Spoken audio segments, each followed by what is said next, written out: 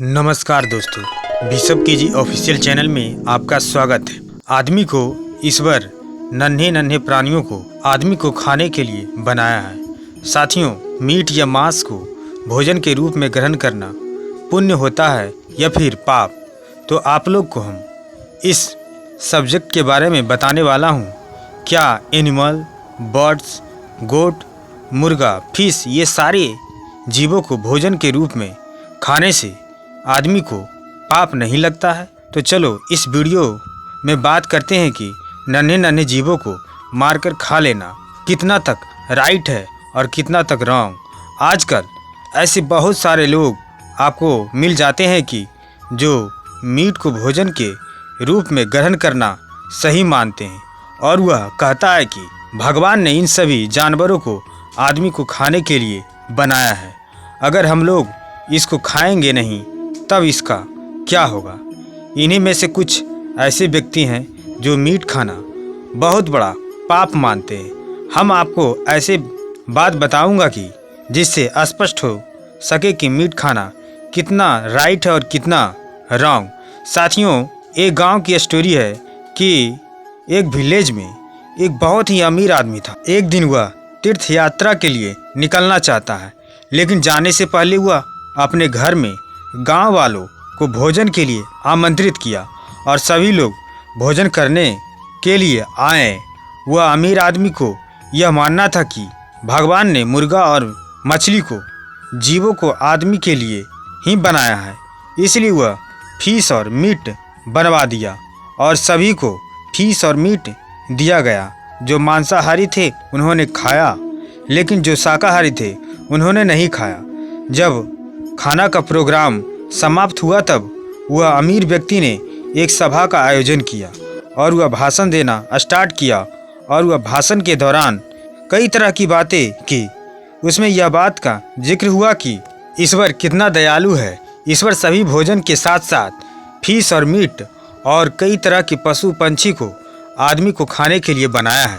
यह बात को लेकर गांव के सभी लोग ने समर्थन किया।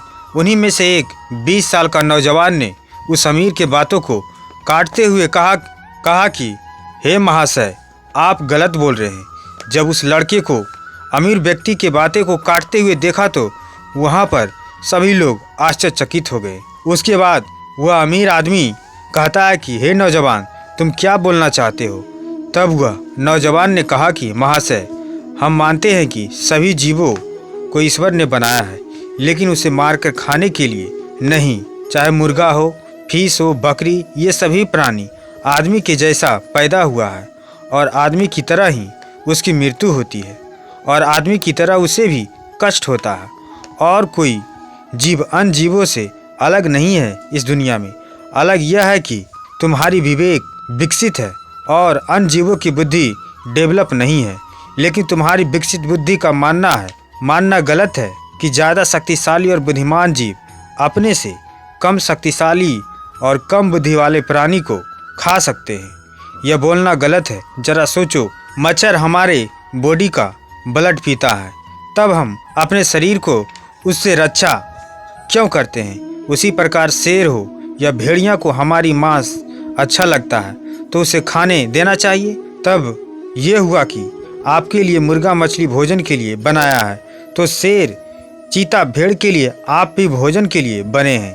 तब साथियों, यह वह आदमी की अज्ञानता का नतीजा है जो दया बिल्कुल उसमें नहीं है और वह कमज़ोर जीव को पकड़कर भोजन मानता है। तो उसी तरह आपसे भी शक्तिशाली जीव जब तुम्हें पकड़कर खाने वाला होता है तो उससे तुम क्यों बचते हो? उसे भी खा लेने दो, क्योंकि उसके लिए भी तुम्हें ईश्वर भोजन के लिए बनाया है, लेकिन तुम इससे बच जाते हो। यह बात नौजवान का सुनकर वह अमीर व्यक्ति का मुंह बंद हो गया और सभी लोगों ने ताली बजाकर उसका स्वागत किया। उसके बाद वह नौजवान ने बोला कि मैं तुम्हें कृष्ण की एक कहानी सुनाता हूँ कि एक दिन कृष्ण जंगल में मुरली बजा रहे थे। तभी अचानक डर के मारे एक हिरन कृष्ण के पीछे छुप जाता है। तब श्री कृष्ण ने उस हिरन से पूछा कि तुम इतने डरे से क्यों लग रहे हो? तुम्हें किस बात की डर है? तभी ये सब हिरन से कृष्ण पूछ ही रहे थे तभी वहाँ पर एक शिकारी हाथ में धनुष लिए हुए आ जाता है और वह शिकारी कहता है कि हे बालक, तुम मेरे शिकार को तुम क्यों छुपा रखे हो? तुम मुझे दे दो, क्योंकि इस पर मेरा अधिकार है, क्योंकि मैं इसे काफ़ी दूर से पीछा कर रहा हूँ। इसके बाद श्री कृष्ण कहते हैं कि तुम किस अधिकार की बात कर रहे हो? किसी जीव पर किसी का अधिकार नहीं होता, उस पर सिर्फ उसी जीव का स्वयं अधिकार होता है। इसके बाद शिकारी बोलता है, नहीं नहीं, मैं तुम्हारे जितना ज्ञानी और पंडित नहीं हूँ। यह तो मेरा शिकार है और मैं इसे मारकर मांस बनाकर खाऊंगा। इससे तुम्हें क्या दिक्कत है? बालक, ऐसे भी इसे कोई न कोई मारकर खा ही लेगा। अगर मैं तुम्हारे बातों को मानता हूँ कि जीव को मारना पाप है, तो राजा लोग क्यों जीवों का मांस खाते हैं और उसे मारने का शौक क्यों रखते हैं? इसके बाद श्री कृष्ण सोचते हैं और कहते हैं, इसकी बुद्धि हिंसा करते करते भ्रष्ट हो गई है और यह निर्णय करने का योग नहीं है कि क्या सही है और क्या गलत है। तब श्री कृष्ण जी कहते हैं, मैं तुम्हें एक कहानी कहता हूँ, तुम जरा गौर से सुनना कि मांस खाना सही है या फिर गलत। एक दिन की बात है कि हस्तिनापुर में एक बार भयंकर अकाल पड़ा। वहाँ की जनता त्राहिमाम कर रहा था और चारों तरफ भूखमरी फैल गया। तब राजा ने भूखमरी की समस्या को सुलझाने के लिए अपने मंत्रीगण को बुलाया और पूछा कि लोगों को भोजन देने के लिए सबसे सस्ती चीज़ क्या होगी। तब सभी लोग सोच में पड़ गए कि गेहूं चावल तो बहुत महंगा पड़ जाएगा। और उस सभा में एक मांसाहारी आदमी बैठा था। तब वह सोचने लगा कि भोजन में मांस को शामिल करने का अच्छा मौका है। तब वह राजा को सुझाव दिया कि हे राजन, भूखमरी की समस्या को मिटाने के लिए भोजन के रूप में मांस को शामिल किया जाए, इससे सस्ता कोई वस्तु नहीं होगा। तब राजा ने सभी मंत्रियों से पूछा कि ये सही बोल रहा है कि नहीं। तब सब ने हाँ में हाँ मिला दिया। जब राजा ने अपने प्रधानमंत्री से पूछा तब प्रधानमंत्री सोच में पड़ गए और कुछ देर बाद प्रधानमंत्री ने कहा, हे राजन, मुझे कुछ गलती लग रहा है, मैं सोचकर कल बताऊंगा। साथियों, जब रात हुई तब अचानक ही प्रधानमंत्री मांसाहारी के घर में पहुंच जाते हैं। तब मांसाहारी प्रधानमंत्री को देखकर घबरा गया। तब मांसाहारी व्यक्ति पूछता है कि हे प्रधानमंत्री जी, आप रात को मेरे घर क्यों पधारे हैं? तब प्रधानमंत्री ने कहा कि शाम को राजा की तबीयत बहुत ज़ोर से खराब हो गया है और वैद्य जी ने बोला है कि एक हष्ट पुष्ट आदमी का मांस मिल जाए तब राजा ठीक हो सकते हैं। उसी कारण आज मैं तुम्हारे घर पर आया हूँ, क्योंकि तुम राजा की बहुत ही विश्वास पात्र आदमी हो और हष्ट पुष्ट भी हो। जो तुम अपने शरीर का थोड़ा मांस दे दो, राजा को तुमसे बहुत ही उम्मीद है। इसके बदले तुम जितना धन दौलत मांगना चाहते हो तुम ले सकते हो।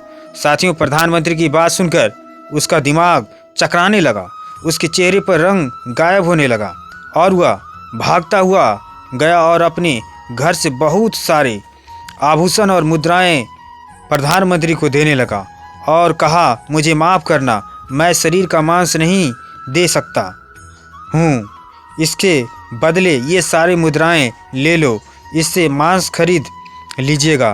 तब प्रधानमंत्री ने बोला, नहीं, राजा ने तुम्हारे ही मांस मांगा है, क्योंकि तुम बड़े हष्टपुष्ट हो। तब साथियों, वह मांसाहारी व्यक्ति प्रधानमंत्री के पैरों पर गिर जाता है और बोला, मुझे माफ़ कर दो प्रधानमंत्री जी, मैं अपने सारे धन दौलत दे दूंगा, मगर मैं अपने शरीर का मांस नहीं दूंगा। उसके बाद साथियों, वह मांसाहारी व्यक्ति वहाँ से भागने लगा।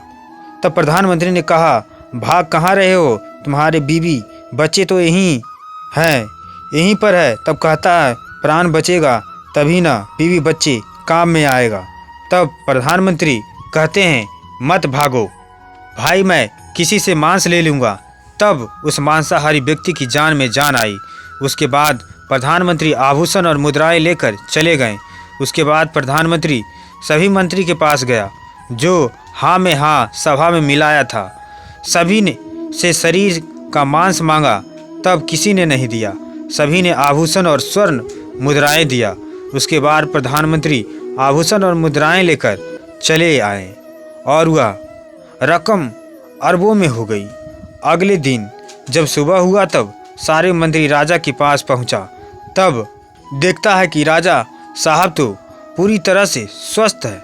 उधर प्रधानमंत्री सारे मुद्राएं लेकर राजा के पास पहुंच जाता है और राजा के पास रख देता है। तब राजा ने इस पैसे के बारे में प्रधानमंत्री से पूछता है। तब प्रधानमंत्री ने कहा, राजन, मैं कल झूठ मूठ की कहानी बनाया था कि राजा जी को तबीयत खराब हो गया है, जिसके लिए आप लोगों के शरीर का थोड़ा सा मांस चाहिए, तभी राजा जी ठीक हो सकते हैं। उसके बाद किसी ने नहीं दिया, बल्कि सभी लोगों ने इतने मुद्राएं दे दिया और यही सब कल मांस को भोजन के रूप में शामिल करना सस्ता बता रहा था।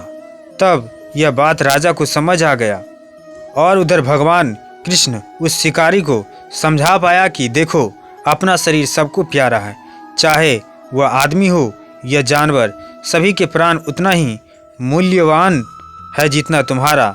इस कारण किसी के शरीर को कष्ट नहीं देना चाहिए।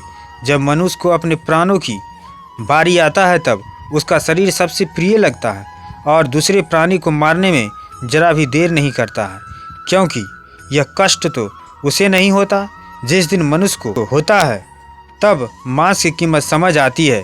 तो साथियों, मैं भगवान से प्रार्थना करता हूँ, लोग की मानसिकता को बदलें और जीवों की हिंसा ना करें और छोटे से बड़े जीवों को ईश्वर ने पूरा जीने का अधिकार दिया है, कृपया उसके जीवन को नष्ट ना करें।